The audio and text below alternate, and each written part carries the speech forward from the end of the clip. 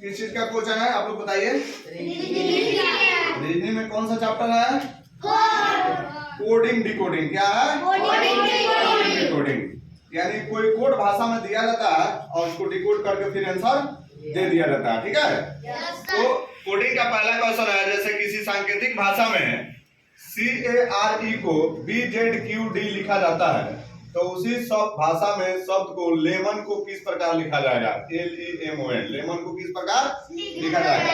देखिए यह कोड में पहले आपको बता दिया, CARE को BZQD लिखा जाएगा, तो उसके बाद पूछ रहा है कि LEMON को क्या लिखा जाएगा।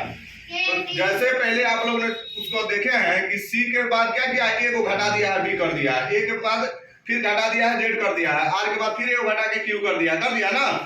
एक घटा है, तो उसी तरह से हमारा L में एक घटेगा तो क्या हो जाएगा? क्या जाएगा? तो देखिए आपका एक ही नंबर में K दिया हुआ, बाकी तीन को ऐसे ही छट गया, तो आपका आंसर क्या हो जाएगा? K हो जाएगा। इसी तरह से दूसरा है कि किसी निश्चित सांकेतिक भाषा में RUPALI को QBOBKJ लिखा गया, तो उसी सांकेतिक भाषा में RITA को क्या लिखा जाएगा?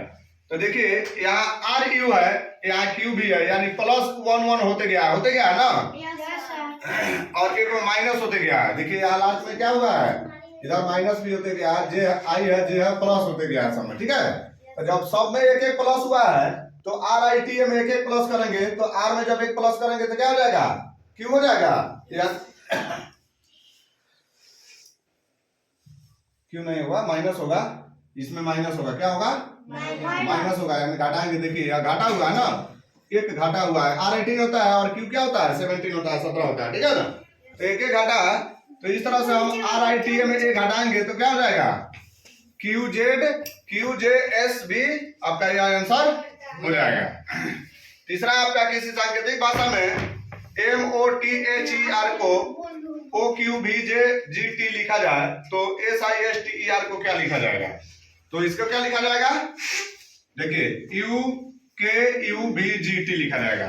ठीक है ना, जो आपको बताया गया है ये कैसे निकलेगा। चौथा है किसी सांकेतिक भाषा में शैप को EPHS लिखा गया, तो TEAR को क्या लिखेंगे? तो देखिए यहाँ शैप है SHAP और यहाँ EP क्या है? EPAHS है। तो हमने क्या किया देखिए उल्टा है, ये फर्स्ट जो लेफ्ट वाला है वो राइट में चला गया, राइट वाला लेफ्ट में चला गया, और मिडिल का मिडिल में है। तो जैसे इसको है उसको हम यहाँ डायग्राम बनाए, तो टीयर को क्या निकल गया? RAET निकल गया ना चौथा। उसी तरह हमारा पांचवा है, पांचवा भी उसी तरह हमारा निकल गया है UOJRLAN। और छठा नंबर में है किसी भाषा में एक्टिव को ABITCE लिखा गया, तो उसी भाषा में DELIMT को क्या लिखा जाएगा? तो यहाँ आपको छठा का क्वेश्चन का हम निकाल दिया है ACTIVE। देखिए यह कैसे निकला हुआ है। तो रीजनिंग थोड़ा सा टफ होता है, लेकिन आप लोग पढ़ेंगे बहुत ही इजी हो जाएगा, यह कोई भारी चीज नहीं है। ठीक है। और यह दुनिया के सारे कंपटीशन में आता है, आप लोग कहीं भी उठा के कोई कंपटीशन लेवल बुक देखेंगे तो ये आपको मिल जाएगा। ठीक है। तो आप लोग का बेस अभी से आप लोग 1 क्लास है 2 क्लास के बच्चे जब पढ़ेंगे, तो 4 5 में जब जाएंगे तो ऑटोमेटिक सारे कंपटीशन का तैयारी आपकी हो जाएगी। तो यह छठा जैसे मैंने बना दिया, तो इसका छठा का भी आपका आंसर निकल गया। DMILET निकल गया ना? निकला कि नहीं निकला? तो उसी तरह इसका निकल गया यहाँ निकल गया ना, DELIMT को DMILET निकाल दिए ना, यह निकाल दिए ना।